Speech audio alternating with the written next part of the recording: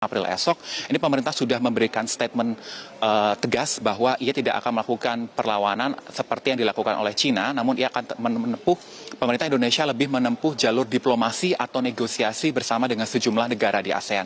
Tentu akan kita naikkan bahwa memang kabarnya lewat Menteri Koordinator Bidang Perekonomian Airlangga Hartarto telah melakukan komunikasi secara intens dengan USTR dan masih akan untuk menyusun bagaimana proposal akhir negosiasi yang akan disampaikan kepada USTR atau Kantor Perwakilan Dagang Amerika Serikat untuk bisa mencapai kesepakatan terkait tarif resiprokal yang dilakukan terhadap Indonesia yang kalau kita lihat memang angkanya cenderung cukup tinggi apabila dibandingkan dengan negara-negara lain yang berada di rata-rata rentang 10%, yang mendapatkan tarif hingga 32%, tidak hanya Indonesia namun ada beberapa sejumlah negara di ASEAN pun juga menerapkan atau dikenakan tarif yang cenderung lebih tinggi. Tentu kita nantikan Iqbal dan juga pemirsa apakah IHSG ini bisa menguat pada perdagangan hari ini. Namun kalau kita lihat pada sesi perdagangan pertama setelah dibuka pukul 9 waktu Indonesia Barat masih menunjukkan zona teritori merah atau pelemahan di level 5.912.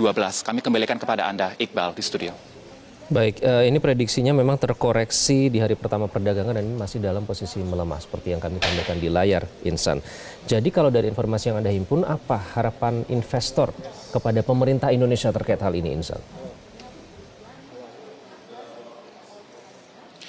Ya Iqbal, tadi kalau disampaikan oleh Direktur Utama Bursa Efek Indonesia, Iman Rahman, untuk penyesuaian terhadap perdagangan dari IHSG di Bursa Efek Indonesia ini memiliki beberapa harapan dan juga tujuan yang dilakukan. Kalau tadi kami sampaikan memang ada perubahan terkait mekanisme untuk KRB, auto rejection bawah, maupun juga mekanisme pemberlakuan trading hold atau penghentian perdagangan secara sementara ini memiliki harapan kepada investor untuk bisa memiliki waktu lebih banyak mencerna kondisi yang terjadi. Kalau kita lihat memang diharapkan pergerakan dari level IHSG ini tidak terbawa oleh arus kepanikan yang terjadi kepada investor. Tentu akan kita nantikan apakah peraturan yang baru saja diubah mengenai trading hold maupun sistem ARB ini akan mampu mendongkrak IHSG. Namun kalau kami lihat sampai dengan saat ini memang belum ada tanda-tanda penguatan, masih bertahan di zona merah.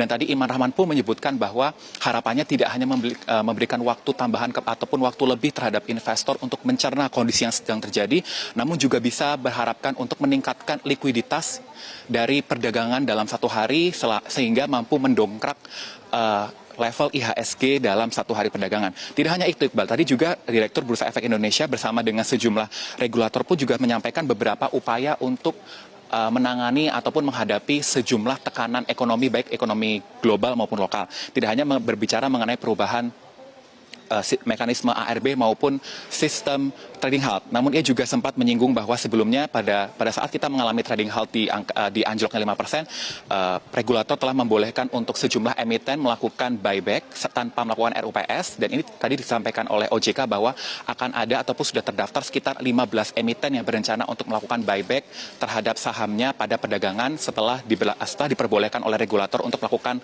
aksi buyback atau pembelian kembali saham mereka pada sesi perdagangan. Kami kembalikan kepada Anda, Iqbal. Jelajahi cara baru mendapatkan informasi. Download Metro TV Extend sekarang.